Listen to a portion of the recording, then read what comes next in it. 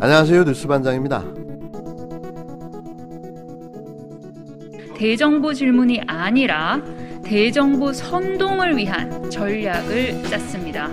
성폭행 프레임에 집중하라는 대목은 선동정치 일타 강사의 족집게 과외 수준입니다. 사실이 아닌 것도 아니고 이 선거 자체가 그런 걸로 이루어진 걸 국민들에게 환기시키고 하는 게 뭐가 잘못됐나? 대체 이들의 이 후한무치함과 뻔뻔함은 어디서 나오는 걸까요? 인면수심도 이 정도면 보통 수준을 넘어섰는데요. 거기에 도덕적 불감증까지 날이 갈수록 깊어만 갑니다. 이제는 자신들이 무엇을 잘못했는지조차도 판단할 수 없는 수준에 이르렀는데요. 대정부 질의를 하라니까 정부 비판을 통해 자당해 보궐선거 운동을 하겠다니 이게 정상인지 묻고 싶습니다. 주호영 국힘당 원내대표는 당 원내 행정국이 대정부 질문에 대비해 답변자들에게 성폭력 프레임을 씌우라는 지침을 준비한 것으로 알려져 논란이 인 것에 대해 3일 서울 부산시장 보궐선거가 더불어민주당 자치단체장의 성범죄로 일어난 것을 강조하라는 의미가 들어있던 것이라고 말했습니다.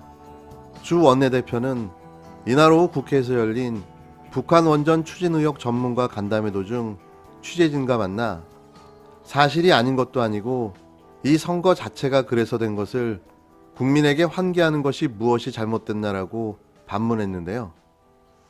앞서 2일 배포된 대정부 질문 사전전략회의 관련 제하의 국힘당 내부 문건에는 질문자 사인은 질문 시작부터 결론까지 일관된 프레임 씌우기 전략을 구사한다는 내용이 유의사항으로 적혀있던 것으로 드러났습니다.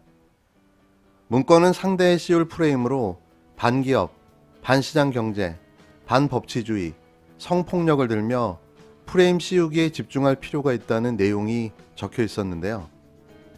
주 원내대표는 대정부 질문은 우리가 주도하는 거니까 정부의 공허한 변명을 다 듣지 말고 제지하라든지 태도가 오만하고 불손하면 따끔하게 뭐라고 하라고 하든지 그런 내용 중에 들어가 있던 것 같다고 얼버무렸습니다.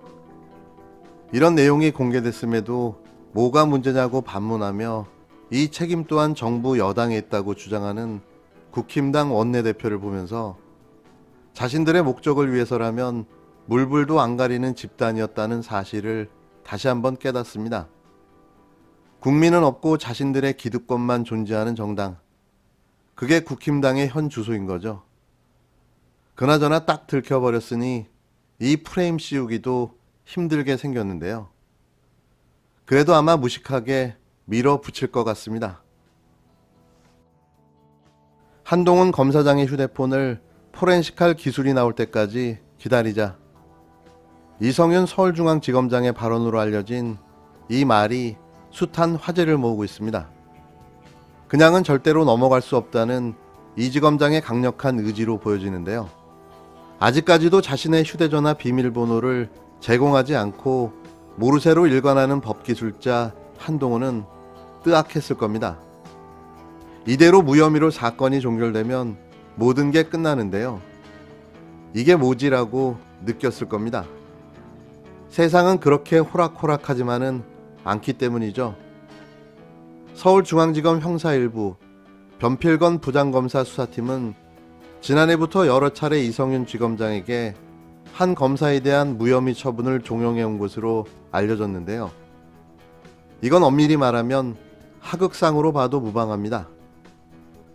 지난 2일 조중동과 보수 매체의 집중 보도에 따르면 이 지검장은 한 검사에 대한 무혐의 결재를 요청하는 수사팀에 향후 포렌식 기술이 발전할 테니 그때까지 기다린 후 무혐의 여부를 결정하자라고 한 것으로 전해졌는데요. 전부터 이 지검장은 한 검사의 휴대전화를 디지털 포렌식하지 못하는 상황에서 수사를 종결하는 게 부적절하다는 입장을 표한 것으로 알려졌습니다. 그런데 검언유착을 수사하는 수사팀이 오히려 한동훈 검사의 핵심 물증인 휴대폰을 열지 못하는 상황에서 반복적으로 무혐의 처리를 요구하면서 사실상 하극상을 자행하는 상황이었는데요. 하지만 이 매체들은 일부 친윤석열 검사들의 입을 빌려 이성윤 지검장이 사실상 중앙지검 통제력을 잃었다는 내용으로 오히려 이 지검장을 몰아붙이고 있었습니다. 아울러 윤석열 검찰청장의 최측근 한동훈 검사의 무혐의를 기정사실화하면서 적극적으로 옹호하고 있는데요. 여기에 윤석열 청장이 2월 검찰 고위급 인사와 관련해 새로 부임한 박범계 법무부 장관에게 추미애 라인으로 불리는 검찰 빅4 4인방에 대해 경질을 요구한 겁니다. 하지만 박 장관은 청와대의 검찰 개혁 의중을 내비치며 이들 4인방에 대해 유임할 것이라는 의사를 전달한 것으로 알려졌는데요. 이로써 윤석열과 그 측근들은 더 난감해진 거죠. 윤 청장의 임기는 6개월 남짓 남았고 거기에 자신의 사단들까지 마음대로 인사를 못하게 돼 사실상 식물청장으로 남은 임기를 마쳐야 할 상황인데요. 다시 득세할 걸 믿고 오버하던 윤석열 정치검찰 세력들이 황망해진 거죠. 이성윤 지검장에게 항명하며 한동훈 무혐의를 주장했던 검사들은 이내 곧 새가 돼버리고 말았습니다. 항상 하는 말이 있죠. 끝날 때까지 끝난 게 아니다. 이성윤 지검장의 뚝심, 그리고 박범계 장관의 개혁 의지, 변함없길 바라며 계속 지켜보겠습니다. 재산세 신고 누락 의혹을 받는 조수진 국힘당 의원의 처벌이 벌금 80만 원으로 확정됐습니다. 4일 법원에 따르면 공직선거법 위반 혐의를 받는 조 의원과 검찰 측은 모두 기한 내 항소를 하지 않아 서울 서부지법 형사합의 11부 문병찬 판사의 1심 선고대로 벌금 80만 원이 확정됐는데요. 보통 자신이 무고하다면 항소를 해 무죄를 밝히는 게 일반적입니다.